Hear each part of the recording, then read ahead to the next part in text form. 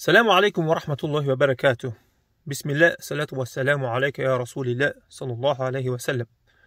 برادران خالان عزیز، امیدوارم که همتون تنصیحات خانواده هستین. در این خطبه کوتاه میخواستم کمی هم باشد کوتاه و آسان نسبت اسلام چی است، برای چی ما اسلام پیروی میکنیم، برای چی نماز میخونیم، در روی گپ زنیم ان شاء الله تعالی. چون که متاسفانه با چند برادران خواهران وقتی هم صحبت میشیم از خردسال سر کرده تو کلان چرا نماز میخونی؟ جوابشون این است که الله سبحانه و تعالی را طاعت عبادت میکنیم. درست است، لیکن جواب به سوال دادن نیست. از همین لحاظ وقتی که ما فرزند را تربیت میکنیم نمیدونن برای چی نماز میخونن، از ترس پدر و مادر که اوزم میگه تز نماز بخون نماز خوندی گفته، از ترس اینو نماز میخونن. وقتی که از پدر و مادر دور شدن هیچ مثال سجده نمیکنن، یعنی نماز نمیخونن. وقتی ما شاهد همو هستیم که وقتی که برادران خواهرانی که از تاجیکستان از پدر و مادرشون به خارجه روانشون میکنن خوندن دیگر از الله دور میشون، نماز نمیخونن. چون که در اصل نمیدونن برای چی در اسلام هستن، اسلام نمیدونن اسلام چی است، برای چی نماز میخونن. همین یک عادتی که 5 سال پدر و مادرمون میکردن ما هم برای میکردیم، عادت. چه خیلی که وقتی که پیش از اسلام وقتی مشرکین یگان کار میکردن میگفتن که خیلی پدر و مادرمون میکنن ما برای پیروی میکنیم.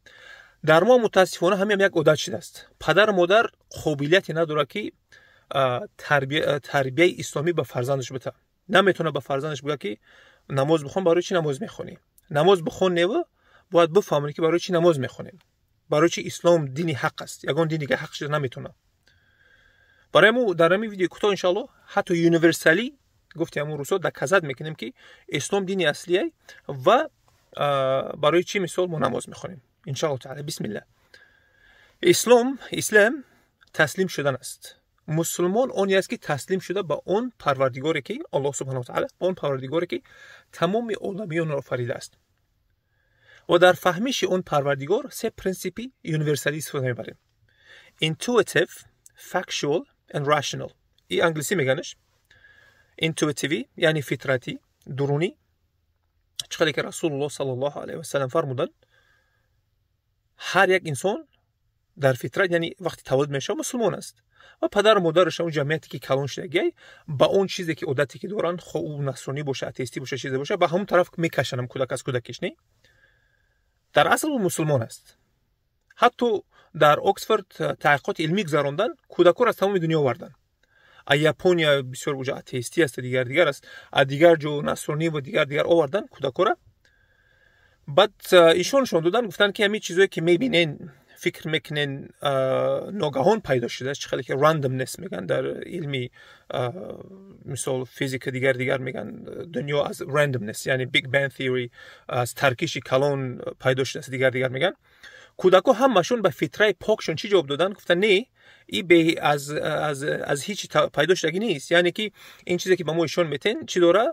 اون داره که را آفریده است، یعنی که انجینیر داره که را ساخته است. نه، یعنی فطرتی از اینتویتیو یکمش گفتیم، یعنی دکازات میکنن. حتی علمی دینی و علمی دنیوی هم دکازات میکنه که برای فهمیش اون یک پروردگار باید پرینسیپ یکم اینتویتیو، فکشوال یعنی فکتی.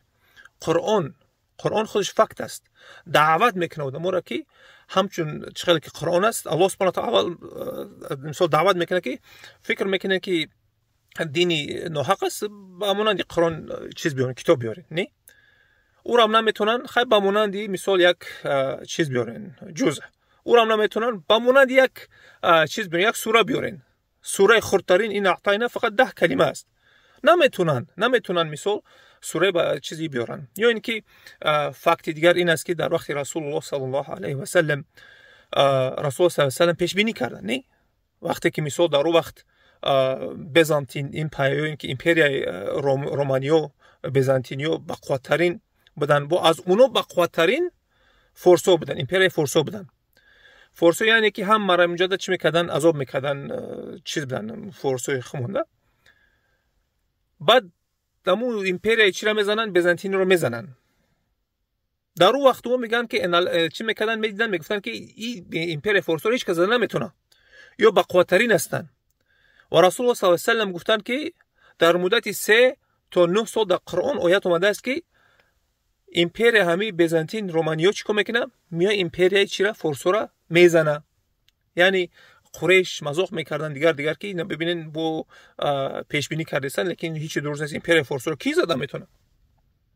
در همون 3 تا 9 سالی که الله سبحانه و تعالی در قرآن پیش بینی قرآن پیش بینی میکند، شد بیزانتینیا مثال بالای چیزا فرسو غالب اومدن و فرسو گم شدن رفتن از تاریخ. یعنی امپریا به قوت فرسوی داشته. این فکتیه. مثال ببینید قرآن باز کنین، یکم خطاگی میوین نمیوین با مانند که خیلی که بیبلی و دیگر هستن، یا اینکه با مانند قرآن آیات نازل کردن میتونین نمیتونین. 1400 سال دشمنای اشدی اسلام ما یاد تولک دوره داشته در نظر نداریم.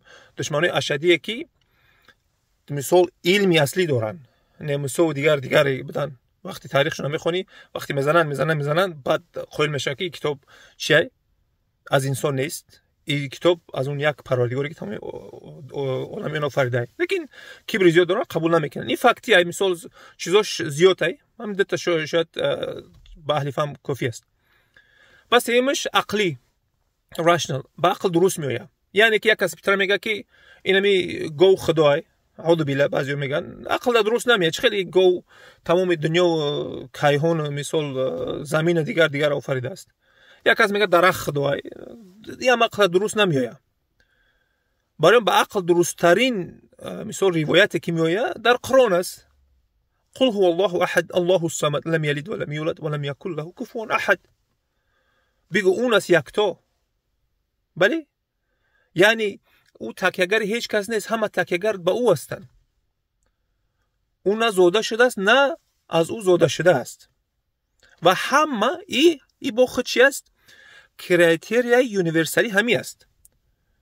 کرایتریای یونیورسالی که حتی نامسلمان ها میگن که اونی که باید چیز میکنی، یعنی سجده میکنی نزدش، طاعت عبادت میکنی، او باید کرایتریای یونیورسالی داشته باشه. یعنی که چی باشه؟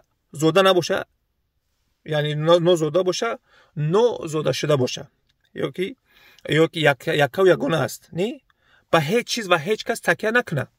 مثال عیسی را میگن خدای، عیسی با مادرش تکیه میکرد که وقتی خورد بود نگاه بین کنه.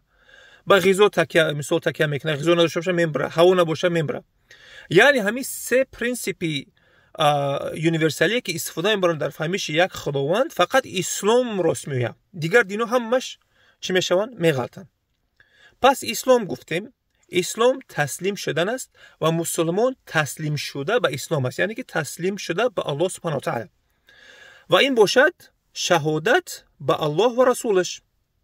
بله، شهادت به الله و رسولش 5 ارکان اسلام است. یکم شهادت دادن به الله سبحانه و تعالی و رسولش، و دویمش باشه نماز است. برای چی نماز میخونیم؟ وقتی که سوالتون میکنن با سوال دقیقاً مثال فرزندا را بشین بفهمونین. فرزند جان، این تمام دنیا را میبینی پروردگاری است که آفریده است، درست است؟ فرزند میگه بله پدر.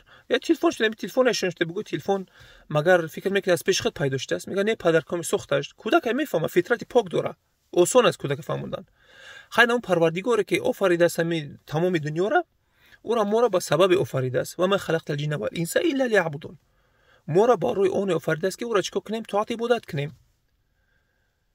یعنی عبادت کردن فقط نماز خوندن نیست. عبادت کردن مثلا وقتی کار میره 8 ساعت 10 ساعت روز کار میکنی، حلالی کار میکنی، فند فریب نمیکنی، نام عبادت میگه به هم پول حلال پدر مادرت میخرانی یا اینکه فرزندات میخرانی. در معاملات دروغ نمیگویی، راست میگویی، اونم عبادت. در بیزنسی کدت فند نمیکنی، فریب نمیکنی، اونم عبادت. وقتی که فند فریب کردی از عبادت بیرون میشی. بلی عبادت و ما خلقت الجن والانس الا لیعبدون. پس تمام روش زندگی در زندگی چیز میکنی نمیکنی خود عبادت است. بله انا اکنون وقتی که تسلیم شدی به اون پروردگاری که تمام دنیا و آخرت تمام عالمیان آفریده است، باید پیوسته باشی. برای اون پیوستگی چه خیلی پیدا میشه در دنیا در ما؟ باید مطابق نماز است. الصلاه از کلمه الصله گرفته، یعنی صله پیوست شدن میشه، یعنی پیوسته بدن گرفته شده است. وقتی که تو نماز میخونی 5 وقت به همون پروردگاری که خودت تسلیم کردی پیوسته میمونی. برای وقتی رسول الله صلی الله علیه و سلم گفتن و اونی که ترک از نماز میکنه ترک از اسلام میکنه، یعنی که کافر میشه، سالا میگذره نماز نمیخواد، در اون است که وقتی که خودت تسلیم کردی لیکن پیوسته نباشی چقدر خودت مسلمان میشموری. برای وقتی نماز میخونیم که در همون پروردگاری که ما تسلیم کرده هستیم پیوسته باشیم. مثلا تو یه جا میره کار کانترکت هم میبندی که من سر تو بگم میام کار میکنم اینجا، لیکن هیچ وقت کار نمیره، لیکن در آخر ماه جلبت میکنی که چرا مرا اولیگ نمیتن. همچنین مسلمان وقتی که تو میگی من تسلیم شده ایم، تو باید 5 وقت نماز تا بجا بیاری. یعنی نماز خوندن این پیوسته بودن به اون پروردگاری که الکی خود رو تسلیم کردی. امیدوارم که یک کمی باشد روشنی انداختیم. وقتم کم است، باید بریم. ان شاء الله تعالی در آینده میبینیم. اگر سوالی باشه در کامنت ها بنویسید ان شاء الله. السلام علیکم و رحمت الله و برکاته.